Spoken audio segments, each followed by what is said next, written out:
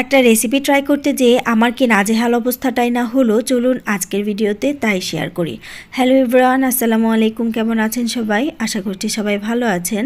সেদিন Facebook scrolling করতে করতে একটা ভিডিও চোখের সামনে পড়ে গেল। সেখানে দেখলাম ঝটপট ডাল ভেজানো ছাড়াই কিভাবে একটা পারফেক্ট পেঁয়াজও বানানো যায়, এমন একটা ভিডিওই ছিল। যাই হোক, সেটাই ট্রাই করতে গিয়েছিলাম, কারণ সামনে যেহেতু রমজান, আমার একদমই মনে থাকে না ডাল ভেজানোর কথা। তাই যখন একটু বিপদ আপদ হবে যেন আমি সহজে এই ডালের রেসিপিটা করে ফেলতে পারি, তাই একটু ট্রাই করছিলাম যে আসলে এটা হয় কিনা। ভিডিওতে যেমনটা ছিল, ডালটা ভালো করে ধুয়ে অল্প একটু পানি দিয়ে 3 থেকে 4 মিনিটের জন্য সিদ্ধ বসিয়েছিলাম। আসলে পুরোপুরি সিদ্ধ করা যাবে না, অর্ধেক সিদ্ধ করতে হবে।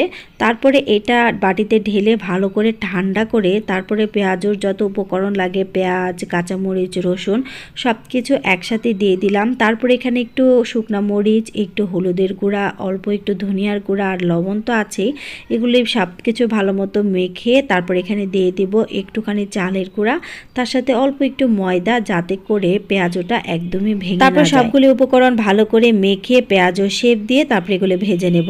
এখন পর্যন্ত সব কিছু ঠিকঠাকই ছিল, কোনো ঝামেলাই ছিল না। তারপরে এগুলি ভালো করে চুলায় তেল গরম করে বসিয়ে দিলাম এটি ভালো করে ভাজার জন্য। এগুলি যখন দিচ্ছিলাম তখনও ঠিক ছিল, কোনো সমস্যা নেই। যখনই এগুলি সব কিছু উল্টাতে যাব তখনই বেঁধে গেল সব। যখন এগুলি উল্টে পাল্টে লাল লাল করে ভাজতে গেলাম, তখনই যে ঝামেলাটা বাজলো সেটা হলো সব কিছু ভেঙে যাচ্ছিল। মানে অনেক ট্রাই করছিলাম, হয়তো ভাবছিলাম যে চুলার আগুন হয়তো কম হয়ে গেছে, আবার বাড়িয়ে দিলাম আবার মুচমুচে ভাজার জন্য। তারপর দিকে এক পাশ ভালো করে ভাজা হয়ে গেল, এটা কোনোভাবেই উল্টানো যাচ্ছে না, একটা উল্টাতে যে একদম ভেঙে শেষ। নর্মালভাবে যখন পেঁয়াজও বানাই, সেই পেঁয়াজটা কিন্তু কখনোই ভেঙে যায় না, একদম সুন্দর লাল লাল করে মুচমুচে করে ভাজা যায়। এইভাবে আমি কখনো ট্রাই করিনি, এই প্রথম ট্রাই করেই আমি প্রথম এটাতে ফেল করলাম। জানি না আমার এই পেঁয়াজতে কোনো প্রবলেম ছিল কিনা, হতে পারে কোনো প্রবলেম হয়েছে, হতে পারে পেঁয়াজের ডালটা বেশি সেদ্ধ হয়ে গেছে, না হলে কোনো না কোনো সমস্যা তো অবশ্যই হয়েছে। তারপরে আর কি করা, সেই পেঁয়াজগুলি আবার একদম মুচমুচে করে ভেজে নিলাম ঝুরি ঝুরি করে। এই ঝুরি ঝুরি করা পেঁয়াজগুলি বিকালবেলা নাস্তার কাজে ব্যবহার করলাম। তারপরে এই ঝুরি ঝুরি পেঁয়াজের ডালগুলি একদম লাল লাল করে মুচমুচে করে ভেজে এটাকে এখন আমি বিকালের নাস্তা কাজে কীভাবে ব্যবহার করলাম, প্রথমে এগুলি একটা বাটিতে ঢেলে নিলাম, তার সাথে দিয়ে দিলাম কিছু মুড়ি, মানে এটা মুড়ি মাখা করে ফেললাম।